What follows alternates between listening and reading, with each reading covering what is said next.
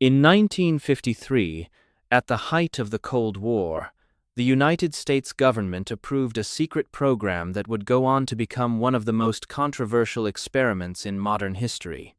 It was called MK Ultra. What began as a mission to protect national security slowly turned into something far darker, an attempt to control the human mind itself. The idea wasn't science fiction. It was real, it was funded, and for years, it was hidden from the public. The question is, how far did it go, and what were they willing to do in the name of control? The story of MK Ultra begins with fear. The United States believed its enemies were developing advanced brainwashing techniques. Reports from the Korean War suggested that American prisoners had been psychologically manipulated into changing their beliefs. This triggered a race not for weapons, but for the human mind. The CIA wanted to understand how to break a person, how to rebuild them, and ultimately, how to control them. Under the direction of Sidney Gottlieb, a chemist working for the CIA, MK Ultra officially began. But this wasn't a normal research project. It operated in complete secrecy, hidden behind fake organizations, front companies, and university grants. Even many participants didn't know they were part of a government experiment. And that's where things started to cross a line. One of the main focuses of MK Ultra was the use of drugs, especially LSD. At the time, LSD was a relatively new substance, and the CIA believed it could be the key to unlocking the human mind. They wanted to see if it could be used to extract information, erase memories, or even create new identities.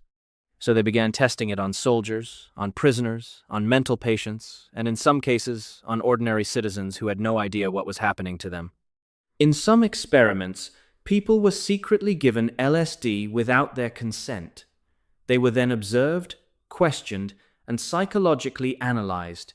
The goal was to study how the drug affected their behavior and whether it made them more vulnerable to suggestion. In one infamous operation known as Operation Midnight Climax, the CIA set up safe houses in cities like San Francisco. They hired individuals to lure people into these locations, where they would be unknowingly drugged. Behind one-way mirrors, agents watched and recorded everything.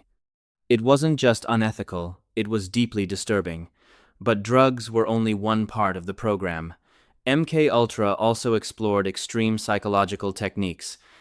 Subjects were exposed to sleep deprivation, sensory deprivation, and repeated audio messages played for hours or even days. Some were subjected to electroshock therapy at levels far beyond what was considered safe. The idea was simple but terrifying: break the mind down completely and then rebuild it from scratch.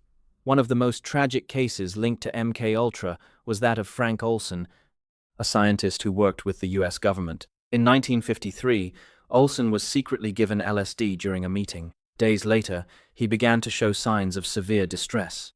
Not long after, he fell to his death from a hotel window. The official story called it a suicide, but many believe there was much more to it. His family would spend decades searching for the truth, raising serious questions about what really happened during those final days. As the program expanded, it involved more than 80 institutions, including hospitals, prisons, and universities. Doctors, psychologists, and researchers participated, sometimes knowingly, sometimes not. The funding was hidden, the records were classified, and oversight was almost non-existent. For years, MK Ultra continued in the shadows, growing more complex and more secretive. But secrets like this don't stay hidden forever. In the early 1970s, as public trust in government began to decline, investigations into intelligence agencies started to gain momentum. The turning point came during the Watergate scandal, which led to a wider examination of government activities. In 1973, the CIA director at the time ordered many MK Ultra files to be destroyed.